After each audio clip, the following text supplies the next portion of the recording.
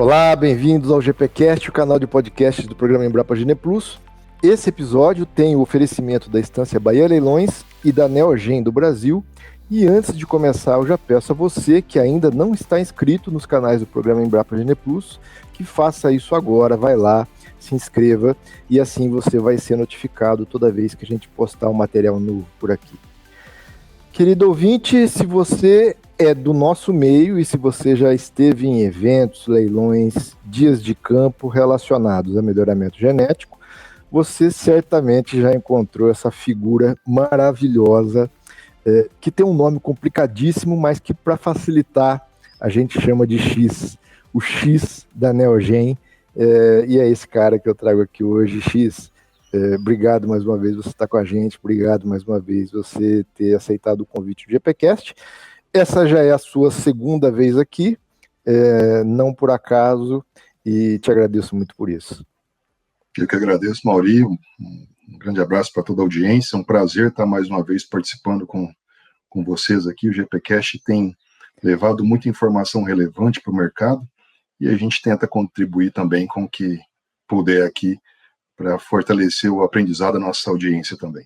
Olha, no primeiro episódio nós contamos da sua história, nós contamos da sua carreira, como que você começou, por que você foi ser zootecnista, e hoje nós não vamos falar nada disso. Hoje nós vamos direto para o assunto, nós vamos direto para o tema genômica. E para começar com isso, X, eu queria passar rapidamente, eu acho que são 4 produtos de genômica relacionados a gado de corte que a Neogen tem hoje. Fala um pouco disso.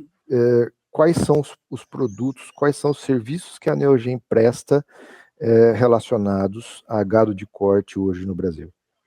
Perfeito. A Neogen, ela é a líder mundial em genômica, né? Então atuando em várias frentes, e aqui no Brasil, principalmente na parte de bovino de leite e bovino de corte.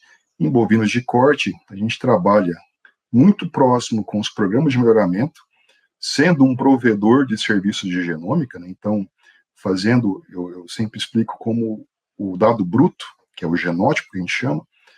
Então, a gente trabalha basicamente com os genótipos de 50 mil marcadores, que é o 50K, para as raças zebuínas. É um painel desenhado especificamente para rebanhos zebuínos, e trabalhamos também com um painel de 100 mil marcadores, que é dedicado às raças taurinas. E por que dessa diferenciação, né? Porque a gente tem alguns marcadores que são mais relevantes para as raças zebuínas e outros que são mais relevantes para as raças taurinas. Então a gente trabalha em painéis separados ou chips separados, com uma intenção de oferecer a quem vai analisar esse genótipo e vai incluir nas suas avaliações genômicas uma maior qualidade da informação a ser utilizada dentro do processo de avaliação genética. Além desses 2 produtos, a gente também atende aos pesquisadores, né, trabalhando ali com sequenciamento ou genotipagens de alta densidade, que seria 770 mil marcadores, mas aí são casos específicos aplicados à pesquisa principalmente. Uhum. Além desses 2 produtos mais raiz, que a gente fala, que são a parte bruta, né, o dado bruto, a gente tem testes genômicos também, que atendem aos criadores comerciais, e aí são relatórios que a gente produz a partir de bases internas para esses criadores comerciais. Então esse é o portfólio, né, resumidamente, que a gente oferece ao mercado global e ao mercado brasileiro em específico também, dentro da linha de produtos da Neogen. Nós temos que destrinchar esse negócio todo. Sabe por quê? Porque eu estou no campo e você está no campo também, e eu sei e você sabe. Quando um criador chega para mim e fala assim, eu fiz genômica do meu gado, olha, isso pode significar tanta coisa, e isso pode significar algo que tenha uma utilidade enorme, e pode significar algo que não tenha nenhuma utilidade.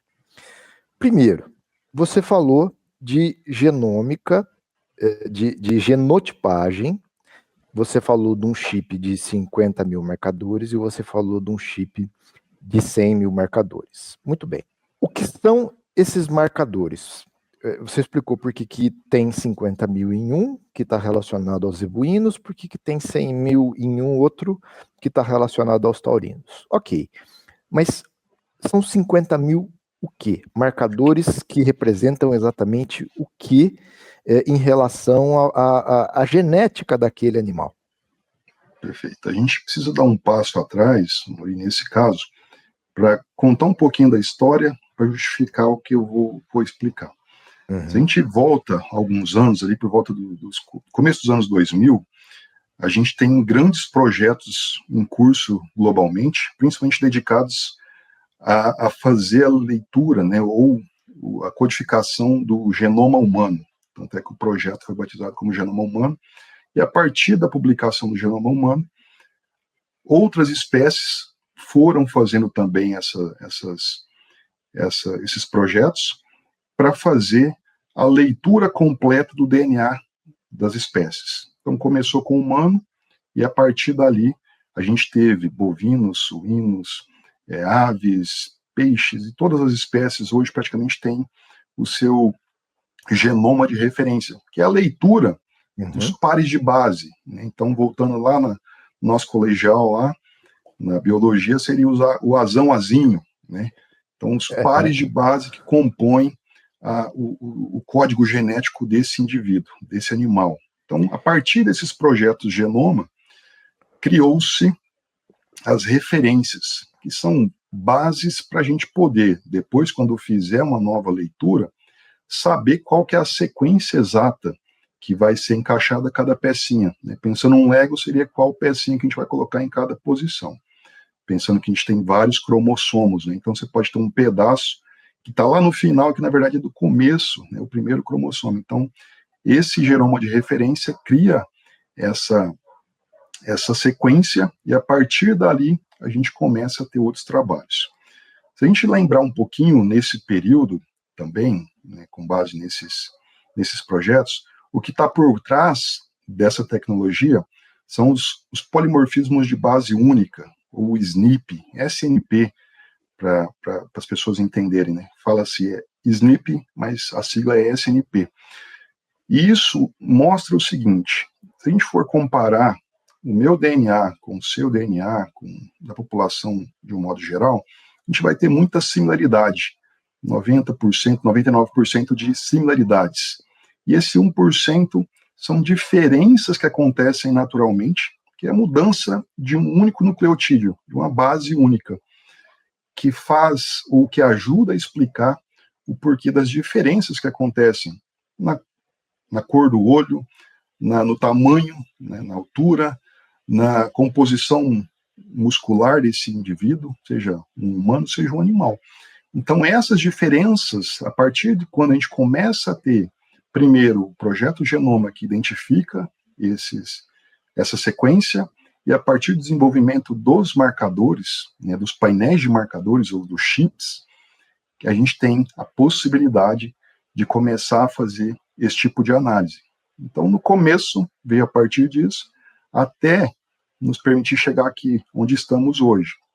É lógico que essa linha, ela não é uma linha, uma história muito tranquila, né? No começo, quando a gente começa a trabalhar com essas informações, gera-se muita expectativa, né? Se a gente volta um pouquinho na história aqui, tem alguns testes que já são baseados em SNP, por exemplo, o GenStar, muita gente vai lembrar desse produto que teve no mercado, tanto aqui no Brasil quanto em outros países também.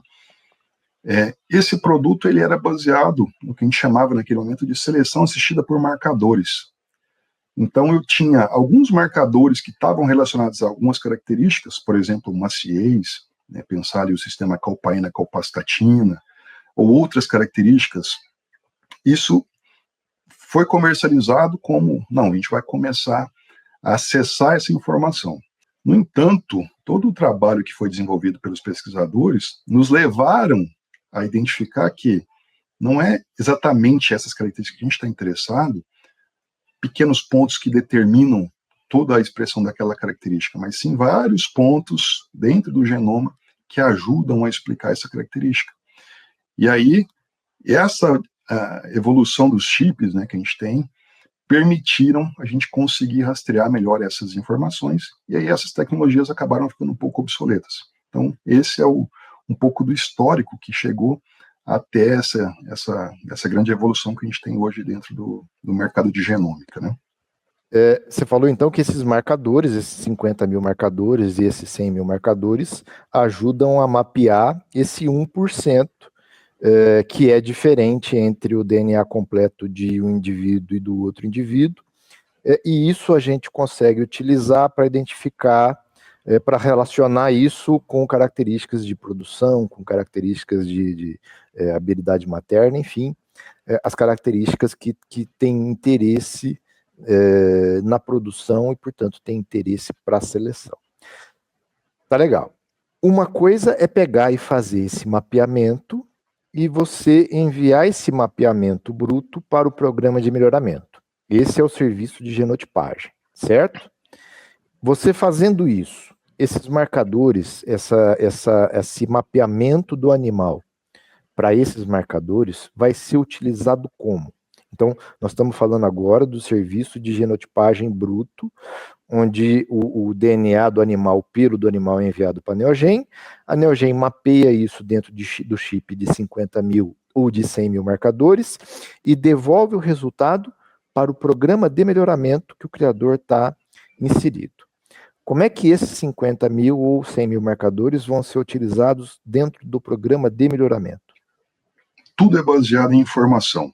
Então, se a gente pensa o melhoramento clássico, ele começa com o controle de pedigree, né? A partir disso a gente vai evoluindo, incorporando outras mensurações, outras formas de mensurar a característica-alvo que a gente está interessado, então, com balanças, com fitas e todas as aplicações, ultrassonografia de carcaça, por exemplo. Então, tudo vai gerando informação. Quando a gente vai fazer a avaliação genética, normalmente a gente faz a incorporação das informações do próprio indivíduo e dos descendentes deles, né? Então, nós estamos falando de dados de pedigree e dados de progênie, e dados do próprio indivíduo. Então, todas as mensurações que a gente faz naquele próprio indivíduo compõem o arsenal de informações que vão ser utilizadas, né, na avaliação genética. O que muda com a genômica? Eu tenho mais uma fonte de leitura do próprio indivíduo. Então, eu escaneei o DNA desse animal, então isso compõe uma informação a mais. Então, se a gente for fazer uma analogia, pensa uma planilha com 50 mil linhas, é o genótipo desse animal com 50 mil marcadores. Se esse marcador não tem uma base de dados para ser correlacionada, ele fica perdido, ele não tem informação para tirar a partir daquele dado bruto ali. Então, quando isso vai para o programa, que tem a sua base de dados, esses marcadores estão relacionados às características que a gente está interessado, então eles nascem a partir desses bancos de dados e se correlacionam com esses bancos de dados. Então, a partir dali, eu falo que entra tudo num grande liquidificador, né, que é essa avaliação genética, que vai incorporar dados de pedigree, dados fenotípicos do próprio indivíduo e, se tiver, também dados de progênie. E o genótipo junto nesse processo todo, e a gente gera uma avaliação genética genômica. Então, tem um monte de metodologia atrás disso, mas de forma que combine essas informações para poder gerar um animal, uma estimativa do potencial genético dele como reprodutor. Então, essa é a forma que esse dado bruto é interpretado dentro do banco de dados, fazendo as correlações dos marcadores de interesse com as características produtivas e estimando, a partir daí, uma diferença esperada na progênie para um animal que está em avaliação. Então, vamos lá, tentando assimilar tudo isso e tentando traduzir para o nosso ouvinte que talvez não esteja tão familiarizado com isso. Vamos lá, pegando o que você falou. A avaliação genética tradicional, sem genômica, ela utiliza a informação do pedigree, ou seja, ela pega o animal e precisa saber de quem que ele é filho, o pai e a mãe. Ele utiliza essa informação. Ela utiliza a informação de desempenho do próprio animal, que é o que nós chamamos de o fenótipo do indivíduo. Isso pode ser para peso ao nascer, para peso ao desmama, para peso ao sobreano, para ultrassom, para todas as características. E depois, se esse animal tem filho, o desempenho, o fenótipo dos filhos. E por consequência, o pedigree dos filhos, e tudo isso amarrado, e a estatística e o modelo animal conseguem chegar o mais próximo possível do valor genético daquele indivíduo e, portanto, da DEP, que é o que ele vai transferir para os seus filhos. Beleza. E aí você me falou da avaliação dos marcadores, da genômica bruta e daquele mapeamento dos marcadores, e que isso também entra nesse processo e ajuda a discriminar melhor aquele indivíduo. Então, vamos lá, vou te dar um exercício de exemplo. Vamos considerar só a avaliação genética tradicional, sem genômica. Eu vou lá, eu tenho uma vaca, essa vaca já tem uma DEP, eu sei quem é o pai e a mãe dessa vaca, eu faço uma aspiração dessa vaca com um touro e eu produzo 20 filhos dessa vaca com esse touro. Na avaliação genética tradicional, como é que vai ser a DEP desses 20 filhos no momento que eles nascem? Elas são diferentes? São todos iguais, porque o que você tem quando acaba de nascer esse produto é a média dos pais. Então você tem a avaliação da mãe e a avaliação do pai. A avaliação genética tradicional desse animal vai ser a média do valor genético dos pais. Então os irmãos vão ser, os produtos, né, vão ser todos com o mesmo valor genético. Isso a gente via com muita frequência em todos os eventos que a gente participava até poucos anos. Porque você se assume, você só tem a fonte de informação de pedigree. O animal ainda não pôde expressar, o indivíduo, né, o produto, ele não pôde expressar o seu potencial. Então a gente não conseguiu mensurar um peso ao desmame, um peso ao sobreano, e girar outras características que vão levar mais tempo para ser avaliadas. Então são todos assumidos pelo parentesco médio. É essa forma que são assumidos. Então, na avaliação genética tradicional, sem genômica, se eu aspiro essa vaca, os 20 filhos dela com o mesmo touro vão nascer com uma DEP absolutamente igual, que é a média da vaca com o touro que ela foi acasalada. Beleza.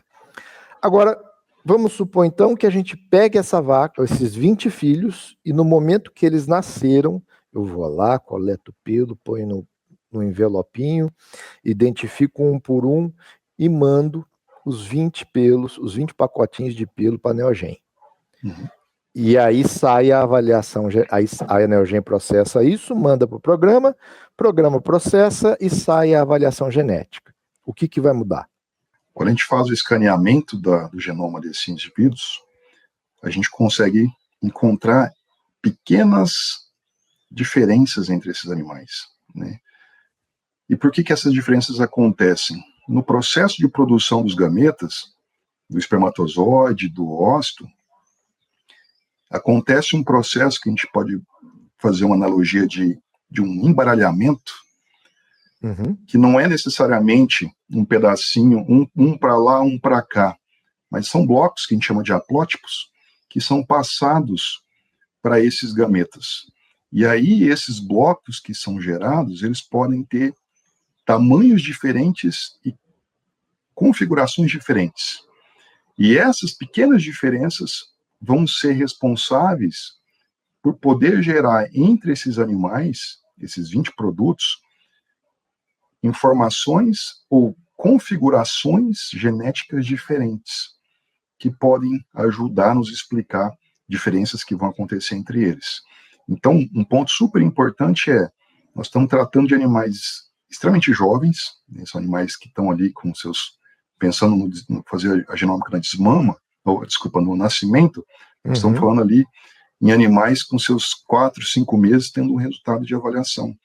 Então a gente está tendo possibilidades de entre semelhantes achar diferenças que podem ser interessantes para a gente explorar ou para trabalhar de uma forma diferente dentro do projeto.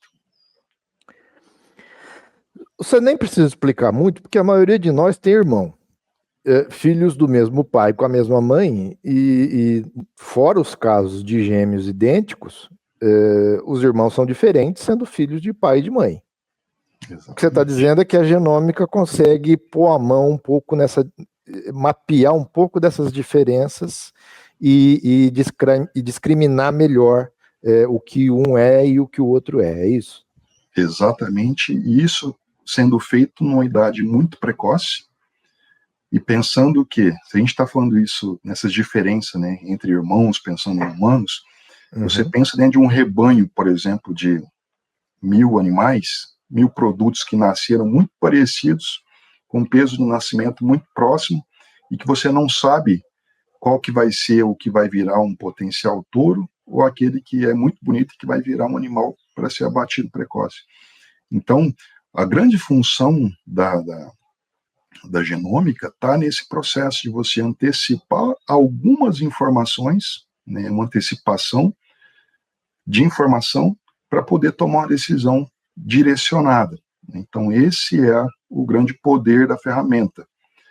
Se você faz isso precocemente, você tem essa grande vantagem de poder fazer uma seleção precocemente e de forma direcionada. O X, então eu acho que nós explicamos como é que funciona a avaliação, a avaliação genômica ligada ao programa de melhoramento. Uhum. Mas você tem uma outra ferramenta que é o teste genômico. Perfeito. Você já falou de um teste genômico que era utilizado no passado, que era o GenStar, que ele utilizava a tecnologia dos genes de efeito maior para algumas características. E isso foi abolido e agora você tem uma outra tecnologia para o teste genômico, que agora é o IGENT, não é isso? Perfeito. Nós já temos na cabeça, então, como é que funciona a avaliação genômica pelo programa de melhoramento junto com a Neogen. E aí, junto com isso, em paralelo a isso, você tem também um teste genômico. Qual que é o posicionamento desse produto em relação a esse mercado onde já existe programa de melhoramento e como é que esse produto funciona? Perfeito. A história dos testes genômicos, ela remonta também ali por volta dos anos de 2010, 2009, que é quando efetivamente começa a aplicação da seleção genômica, né? Grandes empresas daquele momento, Merial, Pfizer, que eram grandes empresas do ramo de saúde animal e que também tinham investimentos em genômica, fizeram investimentos para desenvolver esses testes genômicos. Pensando num contexto fora do Brasil, grandes empresas, grandes associações, por exemplo, a Associação Americana de Angus, ou o CDCB, que é um provedor de avaliação genética para gado de leite, esses são órgãos responsáveis por fazer suas avaliações genéticas para rebanhos praticamente no mundo todo. Quando a gente traz nesse contexto, as empresas viram uma oportunidade de mercado de trabalhar como informação para rebanhos que estão fora desses programas de avaliação.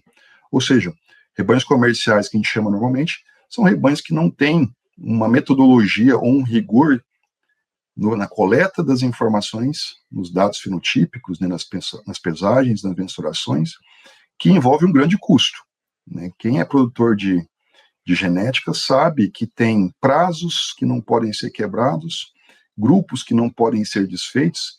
Então, esse é um processo que dificulta o manejo operacional da propriedade e que tem que ser feito com muito critério, porque senão você não tem uma avaliação genética adequada. Se a gente traz isso para o contexto de rebanhos comerciais, muitos criadores não têm interesse em estar nessa estratégia rígida, né, de mensurações, de ponderações ali. E tem um rebanho, mas ele quer também ter o avanço, ou mensurar o avanço genético desse rebanho com base numa informação genômica. Então, nesse ensejo foram criados esses testes genômicos pelas empresas, e esses testes foram evoluindo ao longo do tempo, e hoje tem vários disponíveis dentro do mercado, tanto por empresas como a Neogen, como também por próprios programas de avaliação genética, né, que também disponibilizam esses produtos.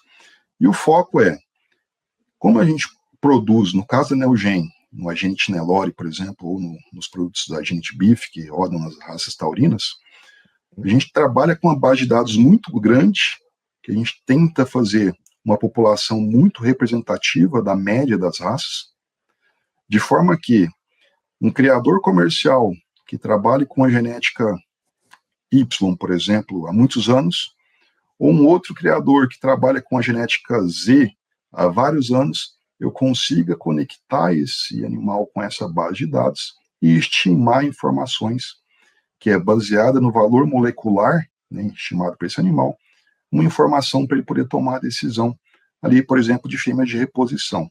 Então, esse produto ele é posicionado para criadores comerciais que não têm um vínculo com o programa de avaliação.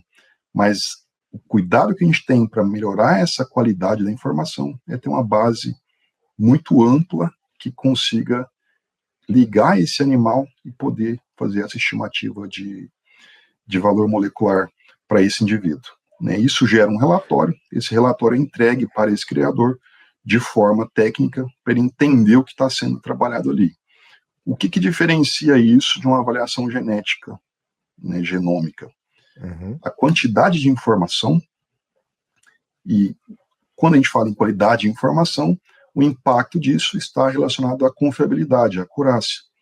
Se a gente tem um modelo completo, com pedigree, com dado fenotípico, com genômica, nós vamos estar assumindo acurácias ou confiabilidades maiores na ADEP que está sendo expressa. Quando a gente trabalha com teste genômico, a gente fala em valor molecular, consequentemente isso vai ter uma acurácia um pouco menor, mas para quem está no escuro, uma luz ajuda bastante no direcionamento. Então, esse é o grande posicionamento que tem desses produtos, tanto no Brasil quanto fora. Você falou do escuro e é como se ele passasse a ter uma vela no escuro. Antes ele não tinha nada. Ele poderia ter uma lanterna, seria melhor. Mas é claro que uma vela já é melhor do que estar no escuro completo. E se você me permite, eu vou ficar nessa analogia por aí. Você falou do IgG para o Nelore e falou também da importância da base de dados como que referencia esse teste. Da onde vem essa base de dados do Nelore para o Nelore do teste Genet hoje? Qual que é o tamanho dessa base de dados e da onde vem essas informações? Perfeito. Só me permita fazer também um comentário aqui. Esses testes têm crescido. Você não vai apagar a minha vela, não, né? Jamais. Então, tá bom. Esses testes têm crescido no mercado de interesse, principalmente porque a gente está cada vez com sistemas produtivos intensificando mais a sua produtividade, buscando aumentar a produtividade, na verdade, né? E aí o erro na escolha de um animal para ser desafiado ou para entrar dentro de uma estação reprodutiva, ele custa muito, né? O valor de recriar uma fêmea hoje para levar ela até os seus 14 meses, quem dirá até os seus 24 meses, é muito impactante dentro de um projeto. Então, nesse contexto, a demanda por ferramentas que ajudem a dar um nível maior de certeza de estar escolhendo o melhor indivíduo para aquele contexto tem crescido bastante. Um dos pontos para a gente poder vencer as limitações metodológicas de eu estar trabalhando somente com o genoma, né, só com o DNA desse animal num teste genômico, é você ter cuidado na construção dessa base de dados. Então, para a gente poder fazer isso, a Neogen teve um cuidado grande na construção dessa base de dados, selecionando animais, pensando no rebanho nacional, né, que tem diversos programas SAPE, diversos programas que avaliam animais PO e rebanhos fechados também, né, que podem ser PO, podem ser SAPE. Então, a gente teve o cuidado de pegar animais extremamente representativos desses projetos, sejam no SAPE, sejam no PO, de forma que a gente conseguisse fazer essa construção com dados fenotípicos e com dados genômicos, para fazer de uma forma que, não importa se eu estou entrando numa propriedade que trabalha há 20 anos com a genética A, ou há 5, 10 anos com a genética B, mas quando a gente tem o genótipo desse animal dentro da base, a gente consiga fazer as amarrações. Hoje a gente tem mais de 10 mil animais genotipados dentro dessa base, com mais de 40 mil informações fenotípicas, né? Então, isso nos permite ter uma certeza de que aquela estimativa, e isso passa por validações frequentes também, de que essa informação que a gente está reportando num relatório, ela conversa com o mercado. De forma muito similar, os vários programas também têm feito, né, os seus testes genômicos também, né? Então, se a gente for pensar dentro do contexto do próprio GenePlus, se você trabalha com um rebanho comercial,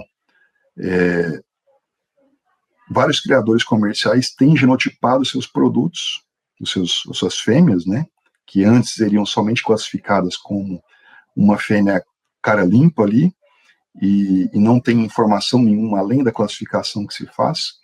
Quando você genotipa esse animal, você linka ele com a base de dados que é comum entre os diferentes programas, né? Então, entre o CEL, Seleção, o SAPE e o BIF, e você consegue estimar uma avaliação para esse animal. Então, tem sido também uma crescente dentro dos diversos programas que avaliam, principalmente a raça Nelore no Brasil, oferecer também essa espécie de teste genômico para seus clientes. Então, é uma tendência que tem crescido e, com certeza, pensando no universo gigantesco de matrizes disponíveis comercial que a gente tem, é um lugar que vai crescer bastante para todos os envolvidos nesse mercado. Então vamos pensar, X, no criador, no produtor de gado comercial, no cara que tem vaca para produzir bezerro e vai vender bezerro. É o criador de gado comercial. Você posicionou o iGenet especialmente para esse criador. O iGenet, ou seja, o teste genômico, especialmente para esse criador. Mas a gente sabe que o GenePlus faz isso, que os programas têm trabalhado também com criadores de gado comercial. Então, nós passamos a ter duas situações no criador de gado comercial. O criador de gado comercial que já está ligado a um programa de melhoramento, no caso do GenePlus, o GPBIF, e o criador de gado comercial que não está ligado a programa nenhum. Então, beleza. Então, vamos colocar o cenário 1 e cenário 2. No cenário 1, ele participa do GPBIF. E ele pensa, eu quero fazer genômica do meu gado. Qual é o caminho, qual é o produto que vai ser direcionado para esse criador? Ele participando do GPBIF, ou seja, ele tem a base de dados do GenePlus disponível para usar essa informação para estimar as DEPs para esse animal, ele vai seguir via a genotipagem tradicional, né? Por quê? Esse genótipo vai ser interpretado dentro da base do GenePlus, porque ele, mesmo sendo um criador comercial, mais uma vez comercial, ele tem a possibilidade de avaliar suas fêmeas, e as fêmeas vão ter valores genéticos, né, no caso no GenePlus, DEPs estimadas para as diversas características, assim como o animal dentro do GPCL. Então, o grande diferencial para esse criador comercial que participa, por exemplo, do GPBIF, em genotipar os seus animais, é ele conhecer exatamente essa fêmea que ele tem na mão, que ele está pondo ali dentro do projeto, e poder, a partir dessa avaliação que ele vai receber, com nível de confiabilidade maior, fazer os acasalamentos que vão alavancar a produtividade dele. Então, esse é o grande ganho, né? Eu falo que a vaca comercial, ela é um papel em branco. Se você vai lá, só olha ela, faz a classificação, por exemplo, no caso do GenePlus, faz a conformação frigorífica dela, vê defeito, vê problema de dorso. Então, você faz uma classificação geral dessa fêmea e faz o acasalamento com base no corretivo para isso. Quando você genotipa essa vaca, você, além de ter a classificação que você fez, você também tem uma leitura do potencial dela. Então, você casa duas informações, duas ferramentas, que é a classificação dessa fêmea, com a informação genética dela, e aí você consegue fazer um acasalamento muito mais direcionado para que o produto que nasça vai ter as correções fenotípicas necessárias, mas também com um ganho genético bem considerável. Então, aquele papel em branco passa a ter um pouco mais de cor, né? Então, esse é o propósito quando a gente tem essa fêmea conectada com a base, né? Ela se conecta porque tem os alelos em comuns, os haplótipos que ela herdou de um touro de central ou de um touro de monta que veio de um projeto que trabalha com inseminação também.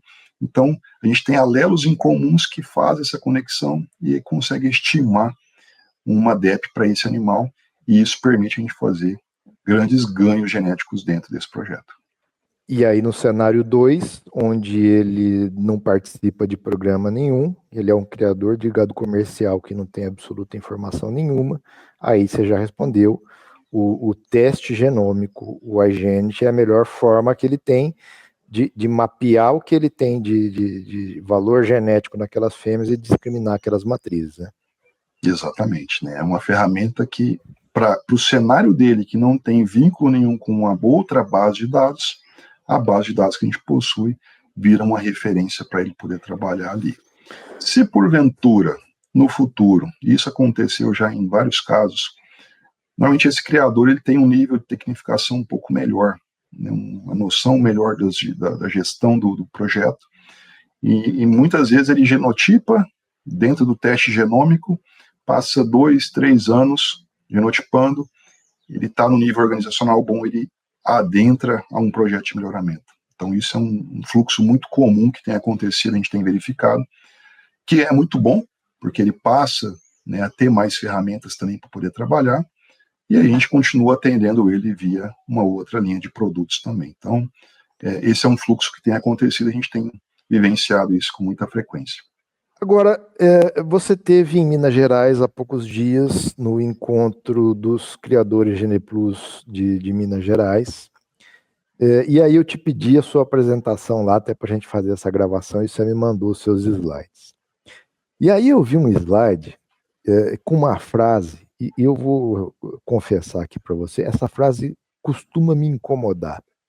A frase é a seguinte: o produtor comercial precisa conhecer o seu rebanho. Ponto. Parou por aí. Tá certo. Não só o criador comercial precisa conhecer o seu rebanho, como qualquer criador precisa conhecer o seu rebanho. E eu vou explicar por que isso me incomoda. E eu ouço isso sempre. Isso praticamente é um jargão que virou da turma que trabalha com melhoramento, dos técnicos. E a frase é essa: o criador, o produtor precisa conhecer o seu rebanho. Muito bem. Só que a turma para por aí. E quando para por aí, dá a falsa sensação de que basta conhecer o seu rebanho e pronto. Eu acho que não é isso. Eu acho que o importante é o que você faz depois com essa informação. Porque se você conhece e não faz nada com a informação, você foi do nada para lugar nenhum. O que vem no depois, X, de conhecer o seu rebanho para que essa frase não perca o sentido? Excelente colocação, e exatamente esse é o grande desafio, né? A gente já teve várias situações com os testes genômicos, e mesmo com avaliação genética, a gente acompanha vários projetos também, do criador ter um animal que ele esperava muito, e o animal não traz uma avaliação alinhada com as expectativas, e mesmo assim ele insiste naquele animal. Desculpa, eu vou te interromper, porque eu já vi criador que quer testar o teste. Então ele acredita que um determinado animal é espetacular. E aí, para testar o teste, ele genotipa aquele animal, faz o teste naquele animal, e para ele, obrigatoriamente, tem que dar bom. Se não der bom, o que não funciona é o teste.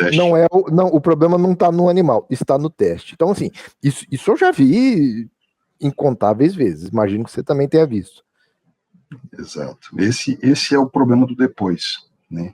Ele conheceu, não sendo o que ele queria ver, ele quer desver. E uma vez visto, ele não vai conseguir desver. Então, esse é um grande problema que a gente tem, né, na adesão, e isso está implícito também na evolução, seja das tecnologias, seja nos programas de avaliação, porque muitas vezes essa tomada de decisão ela é prejudicada, porque o criador tem as suas convicções e ele quer lutar contra uma evidência. E por que eu falo que é uma evidência? né? Todos os nossos trabalhos, eles são feitos com base em modelos. Esses modelos têm uma porcentagem de erro? Tem, né? Mas eles são, hoje, dentro do nosso conhecimento, dentro da nossa, no melhor nível de boas práticas que a gente possa ter, é o melhor que tem, ou seja, o melhor que está tendo. Com base nisso, a gente pressupõe um caminho a seguir. E a grande dificuldade na continuação dessa frase, né, tipo, conheceu, ele fazer a sequência, está residido principalmente nessa capacidade de encarar que o desafio ele não é simples. A gente sempre tenta simplificar, mesmo eu na minha prática diária tentando explicar sobre genômica, sobre melhoramento, a gente sempre tenta trazer de uma forma muito simples alguns conceitos. E a vida não é simples, né? A produção pecuária, ela não é simples. Então, tomar decisões, muitas vezes, são decisões difíceis. O animal que você mais acreditava pode ser o pior animal da safra. Então, isso limita muito, né, a continuidade. Então, muita gente conhece e não tem a coragem de encarar aquele resultado para tomar um rumo diferente. E isso gera muitos rebanhos que a gente acompanha que não saem do lugar, porque está sempre tentando, não seguindo a bússola, né, ou seguindo o GPS ali que a informação genética traz, ou uma informação genômica indica, né? Não é 100%, mas tem uma grande porcentagem de confiabilidade dentro daquele resultado. Então, se ele não toma a decisão de seguir e dar o próximo passo, que seria descartar animais pouco produtivos e acasalar direcionado os animais que vão permanecer dentro do rebanho, ele não vai fazer. Ele não vai sair do lugar. Então ele vai pegar o resultado de uma avaliação genética ou o resultado de um teste genômico, jogar na gaveta e segue o baile normal. Ou seja, ele está fazendo um grande investimento e não está colhendo o benefício disso por negligência. Então esse é um processo que a gente vê que acontece. Eu não quero tirar o mérito, né, do criador, que é dentro de um contexto de margem cada vez mais apertada, dos desafios que a gente tem, tanto legais quanto mão de obra, questões climáticas, mas assim, a gente passa, eu e você, por exemplo, a gente conversa o dia inteiro praticamente sobre melhoramento, né, sobre genética, sobre genômica, e a gente sabe que a vida não é só isso. Ele tem que preocupar com o trator que quebrou, com o funcionário que faltou. É um contexto muito difícil, mas se ele não prioriza, se ele não toma decisões difíceis nos momentos corretos, infelizmente, esse vai ser um criador que vai estar fora do jogo muito em breve. Então esse é o cenário que eu avalio como a continuidade dessa frase aí, de que ele precisa conhecer, mas mais do que conhecer, ele precisa agir, ele precisa tomar decisão. Se ele não fizer isso, é mais um teste, é mais um dinheiro que ele gastou, que não vai ter benefício qualquer. E você falou algumas vezes da questão de descartar a fêmea. Eu concordo, lógico, se ele mapeou ali 100 fêmeas, 100 matrizes, ele pode atuar no descarte das piores ou que sejam muito destacadas como piores, e serão poucas, mas porque ele tem que pensar em rebanho também, ele tem que pensar na manutenção do estoque de matrizes que vai produzir no rebanho dele. Mas uma grande possibilidade que eu vejo, X, é de fato conhecer, sim, entender o que o rebanho dele é, para que ele possa atuar principalmente na escolha de macho, na genética de macho, que vai entrar no rebanho dele.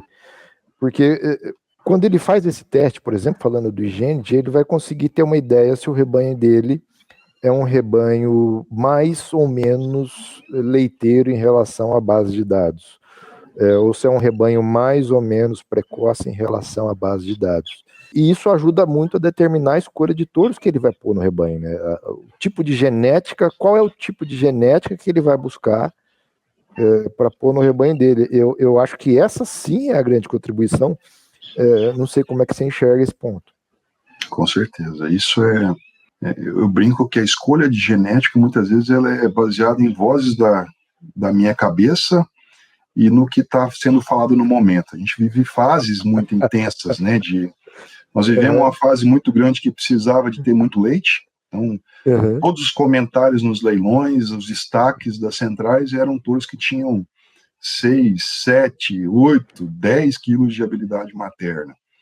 Agora a gente vive um momento também muito da parte de peso ao nascer. Não, tem que ser precocidade. E precocidade, exato.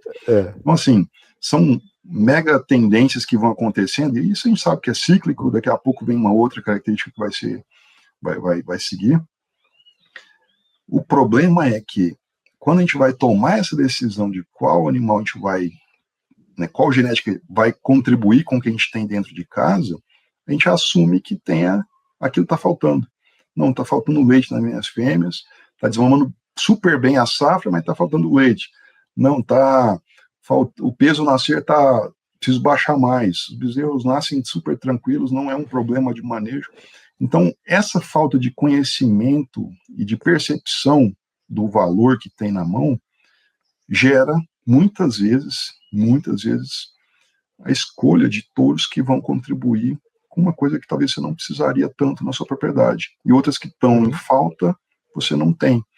Então, isso é um desafio, né? A gente vive esse questionamento do touro 01, né? Tudo tem que ser 01. Ser 01, do ponto de vista genético, é o melhor que a gente está produzindo naquela safra. Tem os senões. De acordo com aquele índice de ponderação. Exatamente, né? A sua fazenda não é necessariamente o índice, né? E isso né? É o ponto, né? As pessoas não enxergam além disso, né? Então assume isso como uma verdade e não enxergam, por exemplo, um touro top 2, um top 3, até mais, que possa às vezes contribuir muito mais do que um outro touro, né? E talvez o touro 01 seja necessariamente o touro bom para a sua propriedade, às vezes não vai ser. Então, essa falta de percepção e de entendimento do que é bom para mim, para dentro de casa, é o que gera essas distorções e muitas vezes uma perda de grande oportunidade de fazer um trabalho de genética muito mais acelerado.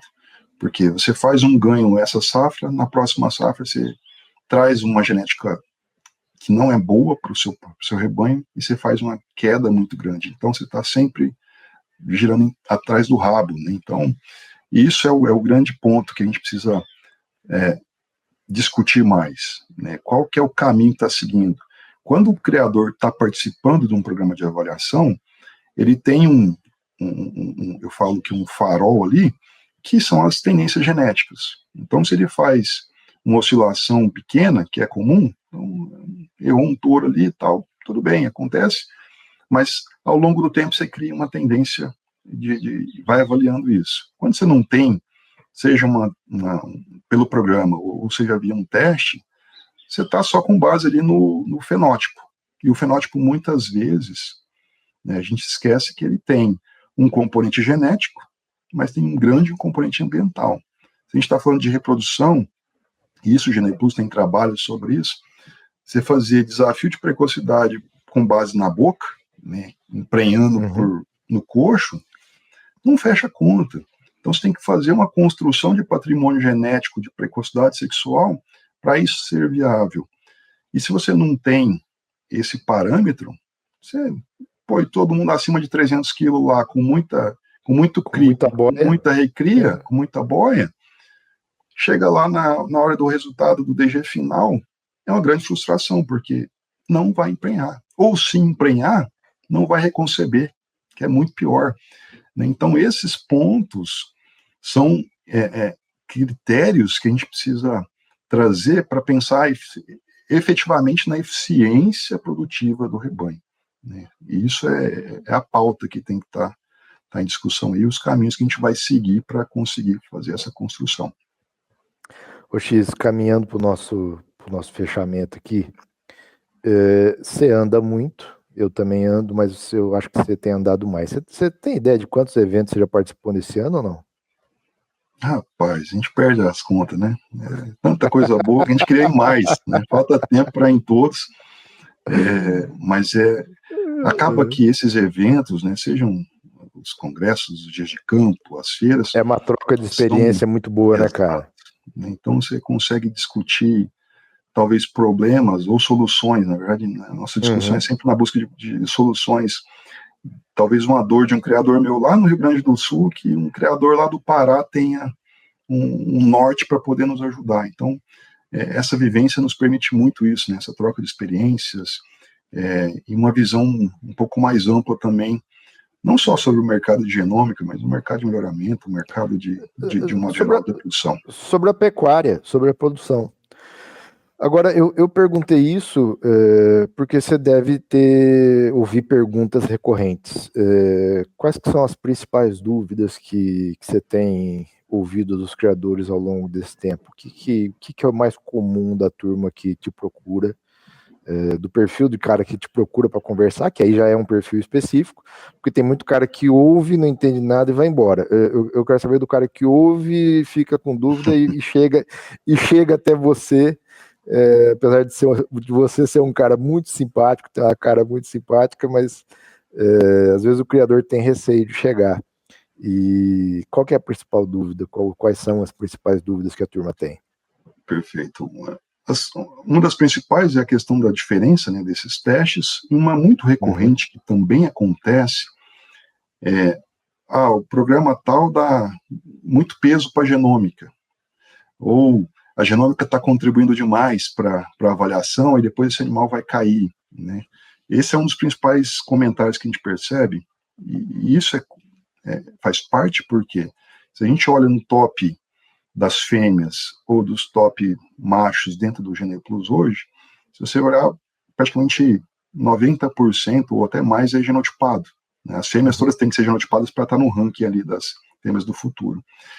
Então, na verdade, não é que se dá mais peso para a genômica, mas ela entra como informação relevante dentro da avaliação, porque esse animal não tem dado fenotípico, então a genômica efetivamente vai ser uma que vai contribuir bastante para estimar a DEP desse animal.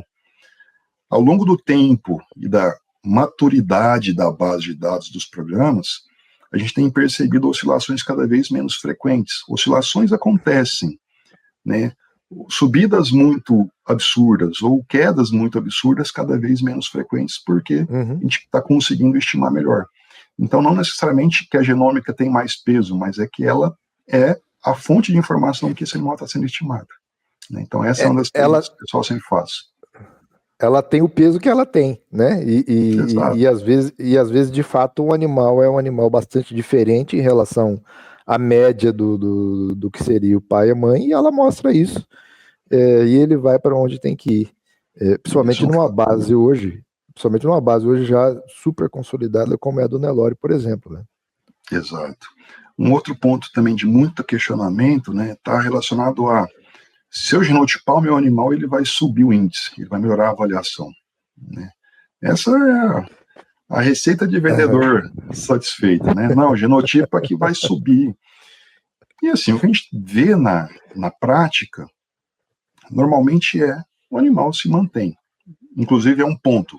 As características, por exemplo, que um criador que não genotipa, mas que participa do programa de avaliação, para o criador que genotipa no mesmo programa de avaliação, as características são as mesmas, né? O pessoal acha que vai ter alguma diferença, tal. O que vai mudar é que você tem mais fonte de informação e essa acurácia tende a aumentar para cada uma das características ali. Então, um animal sem genômica com avaliação, ele tende a confirmar aquela avaliação. Pode acontecer desse animal subir um pouco o índice? Pode. Mas o contrário também pode acontecer. Às vezes com a mesma probabilidade. A mesma probabilidade de subir é de cair. De cair. Então o criador vem com a expectativa de que o animal bonito da safra, o melhor da safra dele lá, que está sem genômica, ele vai genotipar e vai subir.